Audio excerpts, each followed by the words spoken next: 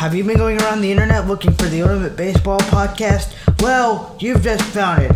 On the Dugout Report, we'll cover not only the latest news from across Major League Baseball, but we'll also analyze and break down the hottest game, players, stats, and takes from every aspect of the game, including from on the field, in the dugout and clubhouse, from the front office, and so much more. As longtime White Sox broadcaster Kendall Graveman would say, sit back, relax, and strap it down. This is the Dugout Report podcast with Andrew Caruso. Hello everyone, and a very happy Sunday to you wherever you may be. This is episode 2 of the Dugout Report on this Sunday, December 5th, 2021. This is the first episode of December, and you can expect new episodes every Sunday through December 19th, and then the show will go off air for 2 weeks in observance of Christmas and New Year's. I'll remind you of this schedule as we get closer, but I wanted to let you know now so that you can prepare. Anyways, on this episode, I'll give my thoughts on Cleveland's rebrand as the Guardians, but I'll also cover the latest rumors surrounding Japanese superstar Seiya Suzuki. Also, we'll cover Wander Franco's mega contract extension, Kendall Graveman's deal with the White Sox, the Mets signing of Starlin Marte, Mark Canha, and Eduardo Escobar, plus the Cardinals signing of Steven Matz. Last week, we'll debut this week's free agent profile, which you folks voted for via a Twitter poll posted on the show's Twitter. Stay tuned to find out who this week's free agent is. Unfortunately, for time's sake, there won't be any additional social media segments this week due to the high volume of news. I don't want y'all to fall asleep or make you stop listening just because this episode is long. This episode would probably be even more lengthy if we covered all the news, did a profile, and a separate social media segment. And it's already lengthy due to everything we're covering this week. This will probably be the case for the next episode or two because I want to focus solely on news, especially with the hot stove heating up and a potential lockout looming, which it may already be underway by the time this episode is released on December 5th because the CBA expired on December 1st at 11:59 Eastern. Regardless of that, I hope you enjoyed today's episode. I hope everyone enjoyed the first episode, which was released last Sunday, which was supposed to be released last Sunday, but it ended up being released on November 22nd, 2 weeks ago. If you missed the first episode, you can listen to it now on Apple Podcasts, Spotify, SoundCloud, and YouTube. But first, I want to remind you that you can follow this show on Twitter at Dugout Rep Pod. That's Dugout REP Pod. While you're at it, follow my personal Twitter feed at Andrew Caruso 77. We've got a lot to cover, so we can't waste any more time. With that being said, let's head into the dugout to talk baseball.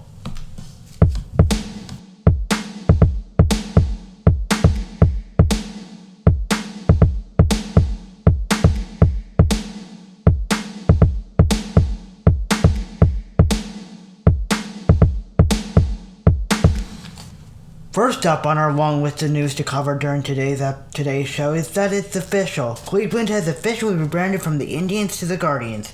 When they announced the rebrand last year, I saw it as a step in the right direction. And to say that they were marring controversy in recent years is a huge understatement. The problem with Chief Wahoo and the retirement of that logo a few years ago was the start of the right moves to get rid of the controversy that had plagued them for the past few years. If you want specifics, you can look those up online, but I'm not going to get into those details here because this ain't the time or place to do that. But overall, I'm happy they made the right move.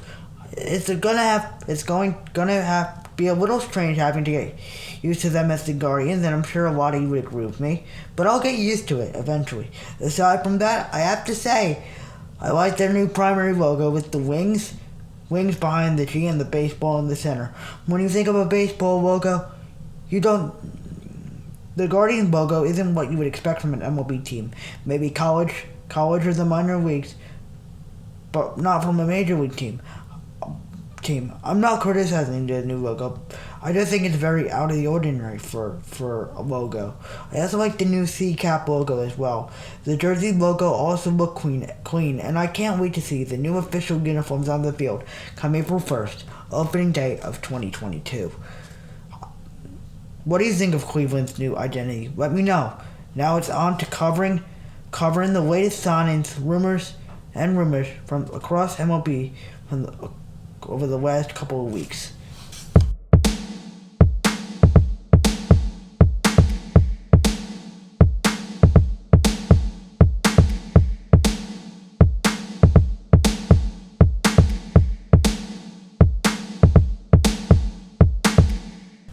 For our first piece of player news and rumors in the episode, we're going to be covering the latest rumors surrounding Japanese Nippon professional baseball star Seiya Suzuki.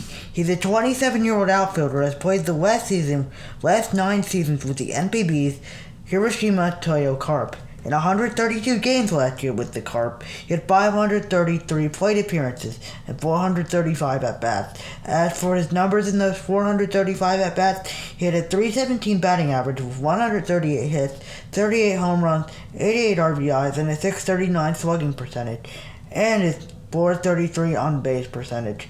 He's a 4-time All-Star and was a member of the Japanese national baseball team during the Olympics in Tokyo.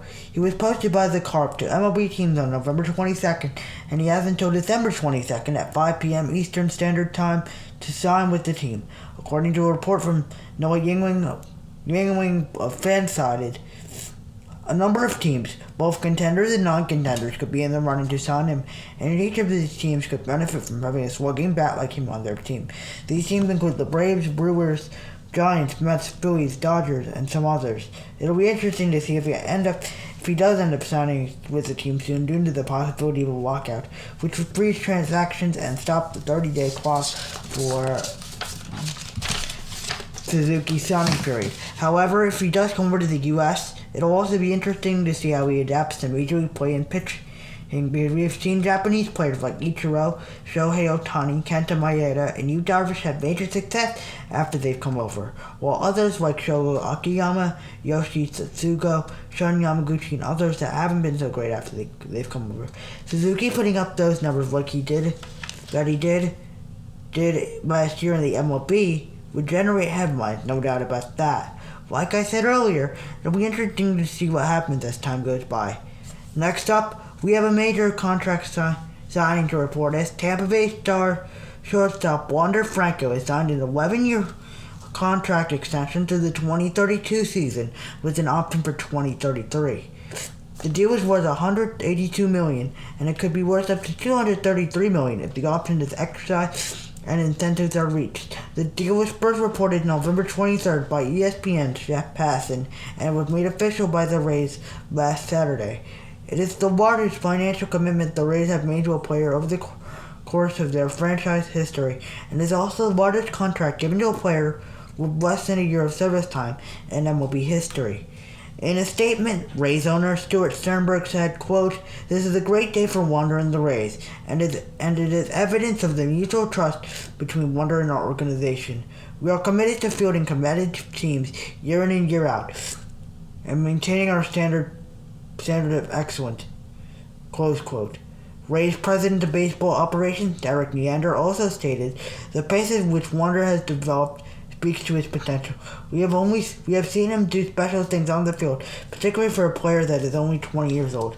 He is exceptionally driven, budding superstar who can contribute to our success for a long time," close quote. To be honest, I have to agree with both Sternberg and Neander here. The way Franco burst on the scene after his debut in June of this year was something to watch, and the numbers he put up were just incredible. And watching him and Randy Arozarena put up those insane numbers is probably something we won't see for a long time, and I will fine with either of them winning Rookie of the Year honors. If they can sign Arozarena to a long-term deal, and Franco puts up them numbers like he did last year, and if the Rays can build a team around them, both guys could end up becoming perennial All-Stars with multiple Gold Gloves and Silver Sluggers, with an MVP possibly thrown in there, and the Rays could possibly make a run where they win multiple division crowns and World Series rings in a few years down the line. They've come close multiple times over the last few years, but having all that success in their future could truly benefit their players, teams, and fans, leading to a potential dynasty. As you can see, I have high hopes, even though I'm a Yankees fan. If any Rays fans are listening, let me know what you think about Franco's deal and if you agree with mine. my predictions. We still have a number of signings to cover, so stay tuned and don't go away.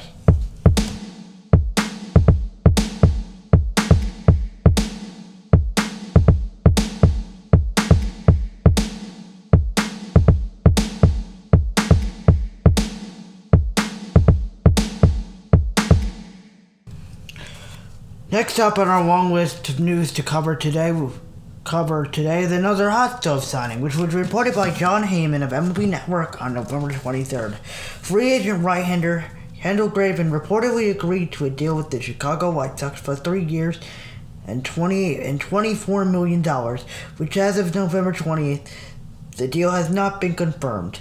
Maybe by the time this episode gets released, it will be confirmed. Last season in 53 games, Graveman pitched 56 innings, posting a 1.77 earned run average, an 0.98 whip, and 10 saves, while allowing 35 hits and 15 runs, splitting time with the Mariners and Astros. I like this move for the Sox because Graveman has seemed to revitalize his career as a consistent and strong reliever, while after becoming a failed starter plagued by injuries during his time in Oakland, which caused him to miss all of 2019 and stunted his growth a little bit. Let me tell you, if that Craig Kimbrell, who was brought back on an exercise option a few weeks ago, and Garrett Crochet, and if they're able to post numbers similar or better to what they posted last year, they're going to be a trio of pitchers that are going to be lights out in the late inning, coming out at the back end of the pen. I don't think any opposing batter will want to face arms like those guys, and these types of moves shows why the White Sox want to win now and build their team for success around a mix of young players and older veterans, and I like that. Let me know what you listeners think about this signing. Now, let's head over to Queens to talk at the Mets Black Friday shopping because they made some great moves that day. Billy Epler ain't wasting any time in his new role as GM. He's getting straight to work building the team. So that's next, so stay tuned.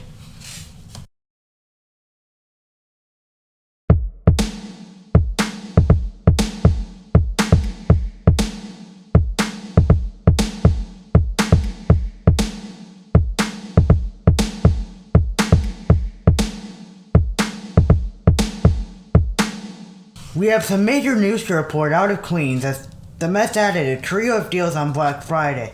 They signed 3 players: outfielder Starling Marte for 4 years and $78 million, outfielder Mark Canha for 2 years and $26.5 million with a third-year option, and finally, infielder Eduardo Escobar for 2 years and $20 million. Each of these deals are pending physicals and haven't been confirmed by the Mets. A report surfaced last Sunday that they're also close to signing Max Scherzer. All I've got to say is just wow. I wasn't expecting the Mets to make so many big deals in one day, and if they add Scherzer, just whoa. Like I said earlier, Billy Epler has only been on the job for about 2 weeks, and he's already making big splashes in free agency. Each of these bats brought him to the lineup.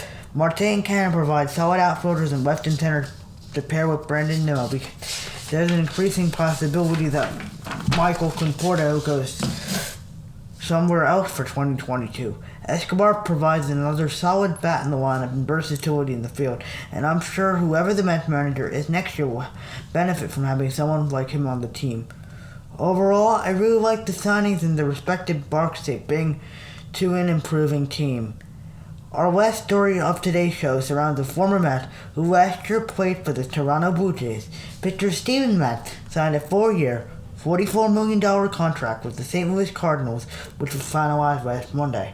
In 29 starts last year, Matz had a 14-7 record with a 3.82 ERA and 150.2 innings pitched, which are pretty great numbers. They aren't numbers that would necessarily set the baseball world on fire, but they're numbers that would appeal to any team looking to assign a decent starter in free agency. As I said, I really like this signing for the Cards, and I've got to say I'm really very surprised that he didn't end up back with Toronto, especially after the great year he had last year. But the Blue Jays made a splash earlier this offseason when they signed Jose Berrios to a 7-year contract extension, so it was either him, Matz, Robbie Ray, or Robbie Ray. And I think they went with Berrios, even though the Jays were looking to re-sign at least one of them. I think Matz will pair great with guys like Adam Wainwright, Jack Flaherty, to give them a rotation mix of nice mix of vets and young guys. If they can post solid numbers next year, that rotation will be one that is considered underrated by many fans and reporters alike. Now stay tuned. Now it's time to reveal this week's free agent profile, and you don't want to miss it. Stay tuned.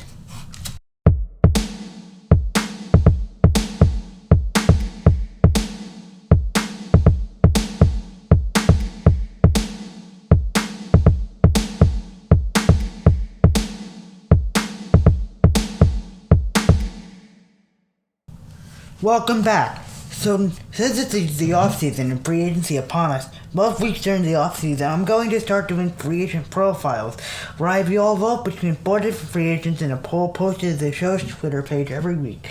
And the player that has the highest percentage will be the one that I highlight in the next episode. I'll give an overview of the player and their accomplishments, stats from the previous season, and predict a team that could sign them based on the latest rumors and takes. Now, a number of big free agents have signed due to the impending lockout that will take effect on December 1st. When this episode gets released, the lockout will already possibly be underway. But there are still a decent number of notable players left on the open market. So now it's time to reveal this week's free agent profile. Drum roll, please. Our free agent profile this week is Kris Bryant, who received 43% of the vote.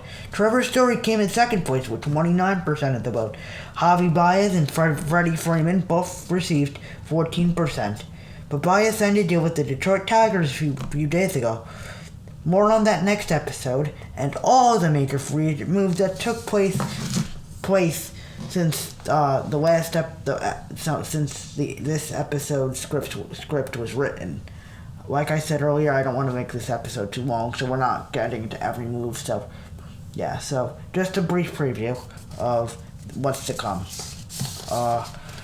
Now, let's dive into Bryant's profile.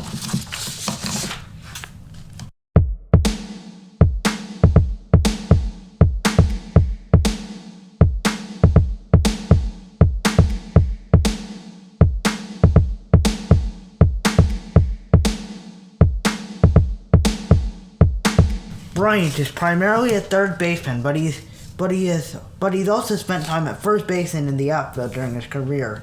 He attended Bonanza High School in Las Vegas, Nevada, and he was named an All-American in 2012 and won the Dick Howser Trophy and Golden Spikes Award in 2013 and was drafted by the Chicago Cubs with the second overall pick that same year.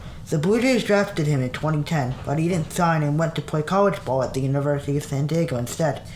He was called up to the big leagues by Chicago in 2015 and was named the National League Rookie of the Year. The following year, in 2016, he won a World Series ring with the Cubbies as part of the end of the curse of the Billy Goat and after one first Cubs championship in 108 years. And Cubbies were also being named the National League MVP and the NL Hank Aaron Award winner that same year. He is a 5-time All-Star with his most recent appearance coming this past season. In July 2021, he was traded to the San Francisco Giants at the deadline for prospects Alexander Canario and Caleb Killian. Last year, he played 144 games between the two clubs, while having a batting average of .358, a .353 OBP, a slugging percentage of .503, and an OPS of .861. He also had 136 hits, 25 homers, and 73 RBIs. According to the latest rumors, a number of teams have been linked to Bryant, including the Mariners, Phillies, and Rockies. The Rocks emerged as a team of interest a few days ago, but according to John Heyman of MLB Network, the Angels, Astros, Mets, and Padres have shown interest. The Angels have primarily targeted their focus towards pitching by building around Mike Trout and Shohei Ohtani, and the Astros have a solid starter at the hot corner in Alex Bregman. So Bryant going to Houston seemed like a long shot. at this point. The Padres also have a solid starter at third in Manny Machado, but they could use him in the outfield because he spent more time there in 2021. The Mets also seem like a long shot because Billy Epler has already spent a significant amount of money this offseason and signing players left and right, and I don't think they want to spend any more for now, so they're out. Personally, they're out. Personally, I'd like to see him go to the Mariners because he could help fill the void left by Kyle Seager after his option was declined at the start of the offseason. Bryant could be the spark that the Mariners need in the lineup and in the field to get them to the playoffs for the first time in a long time, especially after how close they came this year. The Rockies could be interesting as well because the Coors effect could really help Bryant. And they were without a key player at third after Nolan Arenado was traded to St. Louis. At the same time, Trevor Story will probably end up going elsewhere, leaving the Rockies and their fans without a star player on their team. Bryant could be the perfect player to rise up to become their new star, especially with career resume, and I think he could build on that in Denver. Let me know what you guys think, and stay tuned for the next edition of Free Agent Profiles. So, I think that we've reached the end of the episode, and I want to thank you all for listening. Don't go away, because closing remarks are coming up.